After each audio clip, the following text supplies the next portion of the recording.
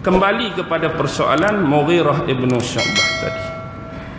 Dalam satu kes pernah berlaku, waktu ni usai dah habis peperangan Hunain dan peperangan Taif, ataupun disebut peperangan Bani Saqif. Masa tu keberadaan Mughirah ibn Syu'bah ni di luar kota Madinah. Dia duduk di luar kota Madinah, sedang buat apa? Dia sedang mengembalakan unta Rasulullah dan beberapa unta sahabat yang lain. Dia duduk di luar kota Madinah, duduk jaga unta Nabi dan unta beberapa sahabat yang lain. Tiba-tiba dari kejauhan dia nampak satu kafilah. Kafilah ni seolah-olah cara dia bergerak dan berjalan sedang menuju nak masuk ke kota Madinah. Dia pula duduk di luar kota Madinah, dia nampak kafilah. Jadi bila dia tengok semakin mendekati, baru dia tahu, baru dia cam bahawa kafilah ni ialah antara kaum kerabat dan anak beranak dia yang datang daripada bumi Taif. Dalam tu dia dapat kenal beberapa orang tu, adik-beradik dia, sahabat dia, kaum kerabat dia. Mereka menuju nak masuk ke bumi Madinah, kota Madinah. Dan hal keberadaan ni dia pun bersungguhlah nak bagi tahu. Orang yang paling utama nak bagi tahu siapa agak-agak? Dah awal nak datang ni, rombongan besar ni, nak bagi tahu kat siapa? Kat Nabi. Jadi dia pun lantas bergegas masuk ke kota Madinah menuju ke Masjid Nabawi, nak cari Rasulullah, nak bagi tahu dia nampak pasukan kafilah ni datang menuju ke kota Madinah. Tapi sayangnya dia tak menemui Rasulullah di sana, dia menemui sahabat besar Abu Bakar. Lalu Abu Bakar kata, apa yang kamu kecoh ribut-ribut sangat ni, ada apa? Dia pun ceritalah apa yang dia nampak. Lalu Abu Bakar bagi tahu dekat dia, untuk hal ni kalau boleh biar aku bagi tahu dekat Nabi, bukan kamu. Padahal dia sendiri nak bagi tahu kat Nabi. Bila jumpa dengan Abu Bakar bagi saranan dan suggest, biar aku sendiri bagi tahu kat Nabi, bukan kamu. Dan dia menyetujui untuk Abu Bakar sendiri yang bagi tahu dekat Nabi. Jadi bila dapat tahu kepada Nabi ada rombongan ni nak jumpa dia, dan Rasulullah terbuka, senang hati untuk menerima rombongan ni. Jadi bila berlaku pertemuan tu, rupa-rupanya rombongan ini diketuai oleh seorang lelaki daripada Taif yang bernama Abdul Yalil. Bukan Jalil, Yalil. Abdul Yalil. Tujuan utama kedatangan mereka ialah kerana mereka takut mereka akan kena serang dekat Rasulullah. Mereka takut Rasulullah akan pergi ke Taif dan serang orang-orang di Taif. Tiba-tiba, pasal apa?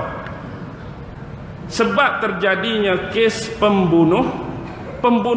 Pembunuhan siapa? Pembunuhan salah seorang sahabat hak masuk Islam. Siapa? Hak dia duduk bergaduh depan Nabi tadilah, Urwah bin Mas'ud As-Saqafi tu. Hak tadi masa perjanjian Hudaibiyah. Dan ni lepas pada perang Hunain, lepas daripada peperangan Taif tu, kawan tu masuk Islam. Bila masuk Islam, dia balik semula ke tempat dia di Taif, dia kena bunuh. Berita ni tak sampai lagi dekat Nabi, berita ni tak sampai lagi dekat sahabat. Kawan tu awal-awal datang takut bila Nabi tahu, sahabat kita kena bunuh, mari kita pergi serang. Jadi takut Nabi pergi serang tu, mari-mari jumpa Nabi, bagi tahu hak sebenar bahawa Urwah bin Mas'ud dah terbunuh. Jadi takut Nabi serang, mereka main tarik tali. Mereka minta kepada Nabi bahawa kami semua datang ni nak memeluk agama Islam. Mari ramai-ramai ni kami nak peluk agama Islam. Tetapi walaupun kami nak peluk, bukan peluk lagu tu saja. Kami nak peluk ni minta persyaratan. Persyaratan dia ada 5. Tetapi hak 4 awal disebut, wahai Rasulullah, kalau kami ni peluk agama Islam, masuk agama Islam, tetapi biarkanlah kami ni diperbolehkan untuk minum arak. Minta pun agak-agak lah dah. Dia janji dengan Nabi nak masuk Islam, tapi walaupun masuk Islam, biar Nabi bolehkan geng-geng depa ni walaupun Islam boleh minum arak. Yang kedua, kalau kami ni dah peluk masuk agama Islam, selain minum arak, kami juga diperbolehkan untuk berzina. Minta berzina pula. Yang ketiga, Kalau kami masuk Islam, peluk Islam, diperbolehkan kami dalam bab ekonomi dan muamalah untuk mengamalkan riba. Masuk Islam, tapi bab ekonomi dan muamalah, riba masih boleh kami lakukan. Dan yang keempat, kalau kami masuk Islam, kalau kami peluk Islam, ni memang kena ketuk kepala lah. Kami ni dikecualikan daripada solat, tak payah semayang. Boleh ke tak? Agak-agak empat ni Nabi terima tak? Kalau kita tengok pun, masuk Islam boleh minum arak, kami masuk Islam boleh berzina, kami masuk Islam boleh makan riba, kami masuk Islam tak payah semayang. Tak apa kalau lagu tu. Memang Rasulullah tolak empat-empat. Sebab hak mereka sebut tu adalah basic asas. Semayang tu kewajipan. Bab riba, bab zina, bab minum arak tu adalah cegahan yang paling utama dalam agama. Bahkan bukan dalam agama Islam, agama-agama samawi sebelum ni totally, Yahudi or Nasrani or Islam menolak perlakuan zina, menolak meminum khamar, menimun arak dan perkara-perkara yang memabukkan, menolak amalan riba. Jadi tak boleh minta lagi. Ini last. Boleh ke tak kalau kami masuk Islam, kami peluk Islam, tapi kami dibenarkan lagi untuk menyembah berhala-berhala kami untuk tempoh beberapa tahun. Masuk Islam nak sembah berhala lagi. Dah tu tak boleh, empat depan tu dia nak sembah berhala pula minta dengan Nabi. Dan kondisi ni berlaku dalam beberapa reaksi. Mula-mula dia minta beberapa tahun, lepas tu kalau kami rasa okey, kami tinggal lah. Tapi bila Nabi tak bagi, dia cuba kendurkan. Kalaulah takleh beberapa tahun, kami minta lah untuk beberapa bulan, boleh tak? Masuk Islam, tapi berapa bulan saja kami boleh sembah. Nabi tak bagi. Bila tak bagi, dia kendur lagi. Beberapa minggu, boleh tak? Bila tak boleh berapa minggu, beberapa hari, boleh tak? Beberapa hari. Tak boleh juga. Bila tak boleh juga, mereka peras seolah-olah. Mereka ni seolah-olah nak masuk Islam, tapi kerana takutkan ancaman daripada Nabi, takut diperangi, takut dibunuh, nak masuk Islam gaya lagu tu. Akhirnya, kalau kamu dah masuk Islam, apa keperluan lagi patung-patung berhala tu berada di bumi kamu? Kalaulah kamu tak masuk Islam tapi melakukan kebaikan, ada hubungan, go on lah. Tapi sekarang ni kamu janji nak masuk Islam, nak peluk Islam, apa keperluan patung-patung berhala tu ada lagi? Jadi Rasulullah kata patung-patung tu perlu dimusnahkan, diruntuhkan, dihancurkan. Dan dia pun berjanji, kalaulah boleh, bukan tangan-tangan kami sendiri yang hancurkan berhala tu, orang lain tolong pelacur. Tak mau lagi tu maksudnya tu. Kalau kira dia ni sungguh-sungguh dah jadi Islam, tak apa, kamilah orang yang pertama, orang kampung sendiri yang hancurkan berhala ni. Tu baru sungguh-sungguh. Ni kalau boleh bukan tangan kami, orang lain lah kalau nak peracun. Jadi waktu ni lah Rasulullah utuskan Mughirah ibn Syu'bah, sebab dia orang kampung dia. Dia lagi bersemangat lah nak hancurkan berhala dalam kampung dia. Sekali dengan dia siapa? Bapa mertua Nabi. Hak baru masuk Islam selepas pembukaan kota Fatuh Mekah. Siapa bapa mertua Nabi? Isteri Nabi yang ni nama dia Ramlah. Ramlah binti Abu Sufyan, betul. Tapi duk cari bini-bini Nabi, mana nama Ramlah? Payah nak jumpa tak? Sebab biasa gelaran isteri Nabi ada Ummu depan. Cari hak Ummu Habibah, itulah dia. Ummu Habibah itulah Ramlah binti Abu Sufyan. Jadi ada riwayat kata yang mengepalai ekspedisi ni bukannya Mughirah, tetapi sahabat besar Khalid bin Al-Walid. Mughirah dengan Abu Sufyan cuma jadi pembantu kepada Khalid bin Al-Walid. Siapa hak terbunuh tadi? Urwah bin Mas'ud As-Saqafi. Jadi ada juga orang tanya, Ustaz, adakah Urwah bin Mas'ud ni adik-beradik kepada Abdullah bin Mas'ud? Nama nak sama, biasalah orang tanya tak? Urwah bin Mas'ud Bani Saqif. Sahabat Nabi Abdullah bin Mas'ud tu Bani Zuhrah, lain. Walaupun nama bin sama Mas'ud, hak sahabat Abdullah bin Mas'ud tu Bani Zuhrah, lain. Hak tu dia Makkah. Baik, sekarang apa cerita sebenarnya dengan Urwah ni? Macam ni lah. Selepas peperangan Hunain, antara suku Sakak, proksi paling besar yang menyokong perang Hunain dengan Rasulullah ni geng-geng Bani Saqif lah. Geng-geng Taif ni antara proksi paling kuat duduk dalam kumpulan musuh hak lawan Rasulullah. Mereka mengharapkan kemenangan, tiba-tiba kalah. Bila kalah, balik daripada kalah peperangan ni lah berlaku lagi peperangan yang dinamakan peperangan Taif. Kalah juga, walaupun ada beberapa orang sahabat Nabi lebih kurang 20 yang syahid dalam perang ni. Jadi waktu ni lah terbuka pintu petunjuk dan hidayah kepada Urwah bin Mas'ud ni. Dia berfikir tentang siapa? Mughirah, sahabat dia tu hak masuk Islam. Dia pun berfikir nak lakukan benda yang sama. Akhirnya dia dapat satu peluang, dia jumpa satu kafilah Islam. Jadi dia follow kafilah Islam ni, follow, akhirnya sampai dekat satu kampung sebelum masuk ke bumi Madinah. Di sinilah dia bertemu dengan Rasulullah, menyatakan keislaman dia dan dia berbai'ah kepada Rasulullah. Tapi dia punya hati yang suci, Urwah ni, lepas dia dapat pengajaran dan bimbingan daripada Rasulullah, satu masa dia bagi tahu dekat Rasulullah, wahai Rasulullah, kalau boleh cahaya petunjuk dan hidayah Islam ni bukan aku seorang saja nak terima, bukan aku seorang saja nak rasa. Kalau boleh aku nak balik semula ke Bani Saqif, ke Taif, kampung aku nak sebarkan dakwah Islam ni kepada sahabat-sahabat, kepada anak beranak, pada adik-beradik aku. Begitu besarnya hemah yang ada pada diri Urwah. Tapi buat permulaan permohonan dia ni Nabi larang. Sebab Nabi tahu Bani Saqif ni orang yang kuat lawan Nabi. Bani Saqif ni orang yang kuat tentang Islam. Dia takut kecelakaan dan mudarat akan dikenakan ke atas batang tubuh Urwah. Nabi bimbang. Tapi sebab dia kata apa? Kesungguhan dia nak tengok Islam ni bukan hanya pada dia, tetapi tersebar kepada orang-orang di kampung dia. Lalu dengan rasa berat Rasulullah melepaskan Urwah bin Mas'ud balik semula ke Taif.